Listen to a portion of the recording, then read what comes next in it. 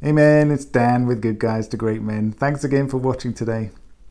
I wanted to talk a little bit about an upcoming program that I'm running with Dr. Alexis Shepherd. We've run this before. It's called Mastering Connection with Women, and in it we dive into being able to be very deliberate about creating connection, creating intimacy, creating fun and flirtation, and practicing those things so that you get really, really good at knowing whereabouts you are in a conversation with somebody, knowing whereabouts you are in a connection with somebody, and knowing what options you have at any point. And so today in this video, I wanted to talk a little bit about turning her no into a yes. So what do I mean by that? Obviously, we're not talking about consent. What we're really talking about is how do you take somebody's rejection of you, or what it is that you're bringing to that interaction, and be able to play with it and be able to turn it into something positive, something that you can create something new with. And so sometimes I like to talk about this with regards to, if you imagine you're walking down the street and those people, the sales people with clipboards or the survey people are coming up to ask you questions, and everybody has this default state of no, right? Before they've even started saying what they're going to say, the instant response is no, not interested, haven't got time, too busy, whatever. And the reason I use this as an example is because this is a perfect example of when we're trying to create connection with somebody, whether it's somebody new that you've never met before, you're out and you want to introduce yourself, or you want to get to know someone, you see them, they're interested, you're attracted, you want to do something in the moment, there's an urge and inspiration to take action.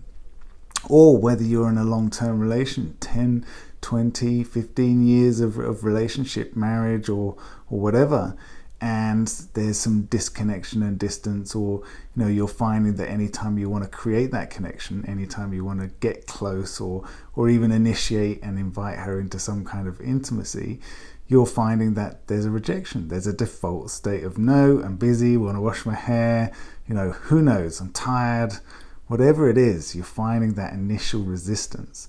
And I just want you to understand that that's like a normal thing for us humans in particular.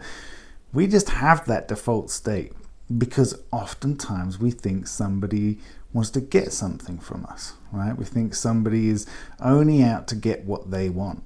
And so there's an initial resistance, there's an initial no.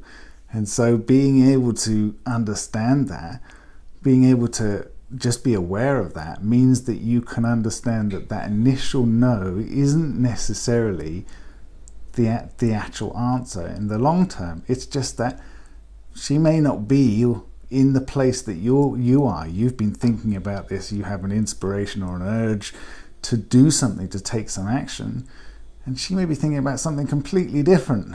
She may be concerned about something, she might be worried about something, or she may just not be in the same headspace or physical sensation that you are.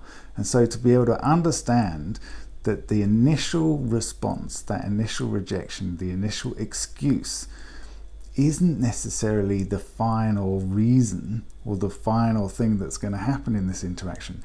Now it's much more about how are you going to respond to that initial rejection, to that initial resistance, to the default state of no.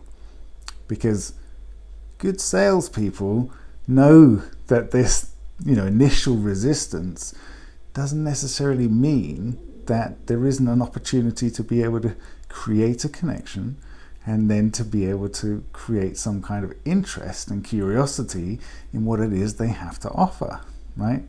People who are artful at this are really good salespeople. But then you're talking about something in a relationship, what you're selling is not what you want to get.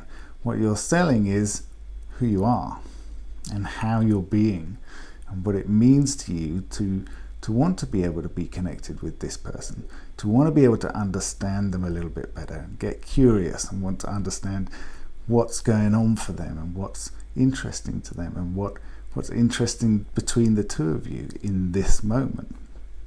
So to be able to do that, you've got to stay grounded, you've got to stay centered, you've got to know what your value is in that moment. You've got to be able to stay with that understanding that, feeling that, knowing that for yourself, even when there's resistance from her, from this initial reaction to your wanting or initiation of some kind of connection. So can you stay grounded? Can you stay centered? Can you recognize that pushback isn't necessarily pushback about you? Can you not take it personally and just stay there and be open to the connection? Because oftentimes, just your ability to stay there and be open to the connection, to be curious, to be interested in what's going on for her, what's really happening for her, what's real in this moment for her.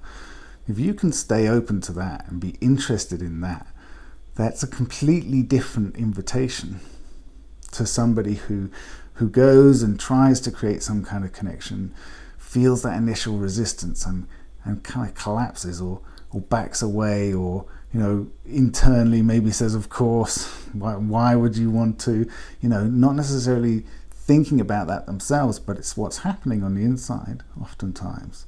Been there, I know that experience, and it's one of the most crushing, feels like a kick in the nuts or a punch in the gut. So it's a horrible experience, but actually the horrible experience is us creating that. There's an initial bit of resistance, and so we take that initial bit of resistance and we start saying, self-flagellating, beating ourselves and saying, that's exactly what's wrong with me. That's exactly why this relationship is never going to work out. There's always an excuse. There's always something that gets in the way. When actually, what gets in the way is she's not had time to think about what it is that you're inviting her into. Give her a little bit of time. Give her a little bit of a moment or two to be able to think about it, to be able to feel what she's feeling, and then make a decision from there. You might find that actually the decision after a little bit of time, just a few seconds, is, okay, you have my attention, now what? Right? You have my attention, now what? What are you going to do with that attention then?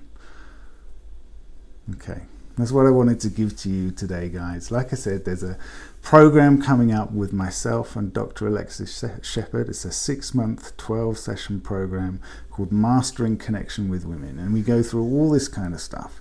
Give you the inside scoop on what are those reactions that you see happening, whether it's somebody that you want to invite into a date or to go out or to go for a drink with you, or whether it's a long-term partner and you want to understand what's getting in the way of the deeper, more connected intimacy that you want to have together.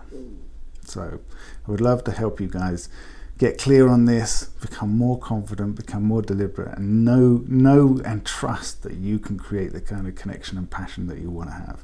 You can bring that spark back into your relationship. You can overcome, I'm not feeling attracted to you, and make it into, okay, I want you to take me upstairs right now. Okay, guys, take it easy. See ya. Bye.